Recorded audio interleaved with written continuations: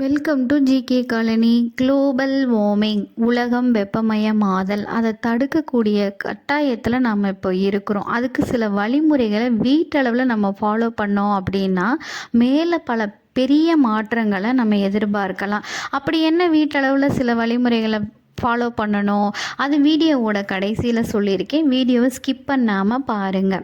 வாங்க ஃப்ரெண்ட்ஸ், வீடியோக்குள்ளே போகலாம். ஃபஸ்ட்டு குளோபல் வார்மிங்னா என்னன்னு தெரிஞ்சுக்கலாம்.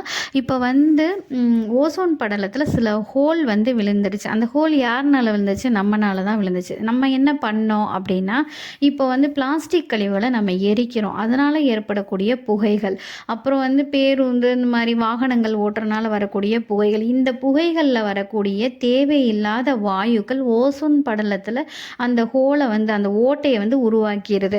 அந்த ஓட்டையை அடைக்கக்கூடிய நேச்சர் ஓசோன் படலத்துக்கு இருக்குது.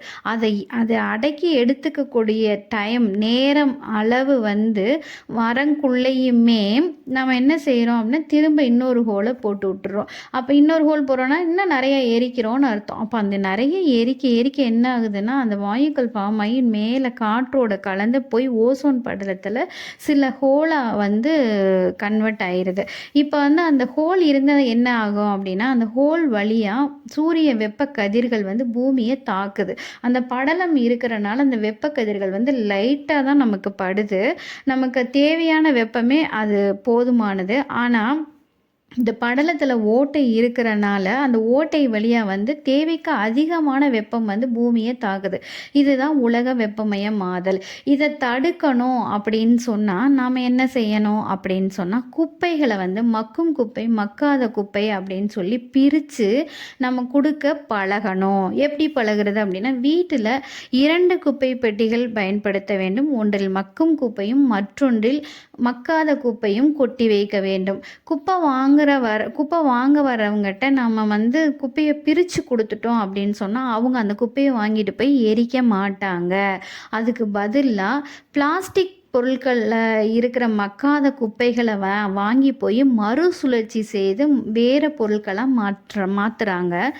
மக்கும் குப்பைகளை வாங்கிட்டு போய் உரமாக செஞ்சு அதை உரமாக செடிகளுக்கு பயன்படுத்துகிறாங்க. அவங்க மொத்தம் தேவையில்லாமல் எந்த கழிவுகளையும் அவங்க எரிக்க போகிறதில்ல. அப்போ எரிக்காதனால என்ன ஆகுது அப்படின்னா, தேவையில்லாத புகை வரப்போகிறதில்ல. அந்த புகையினால் சில வாயுக்களும் வரப்போகிறது இல்லை. இப்போ இந்த இதை வீட்டளவில் நம்ம செய்யும்போது எங்கே ஓசோன் படலத்தில் ஒரு ஓட்டையே விழுகாது அப்படின்னு சொல்கிற அளவுக்கு ஒரு பெரிய மாற்றத்தை நம்ம ஏற்படுத்த போகிறோம். அப்போ மக்களிடையே ஒரு விழிப்புணர்வு வேணும். என்ன விழிப்புணர்வு?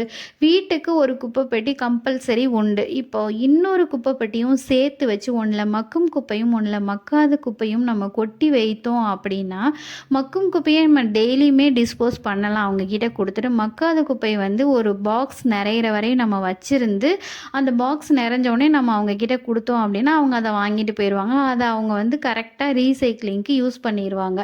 இன்னொன்று உரத்துக்காக, கம்போஸ்ட் உரம் தயாரிக்கிறதுக்காக அதை யூஸ் பண்ணிடுவாங்க. இதனால் புகை வராத தடுக்க முடியும். எப்படி அப்படின்னா, இப்போ நம்ம ஒரு சாக்லேட் பேப்பரே நம்ம ஒன்று செய்கிறோம். அந்த சாக்லேட் பேப்பரை கீழே போடுறோம். கீழே போட்டால் அது பூமியில் போடும்போது அந்த பூமி என்ன ஆகுது, அதை மக்கிறதுக்கு ரொம்ப டைம் எடுத்துக்கிறது. இல்லை அப்படின்னா அது ஒரு ஆடு மாடு அதை தின்னுருது. அந்த மாடு ஆடு அவங்களுக்கு உயிருக்கே ஆபத்தாக அது அமையுது.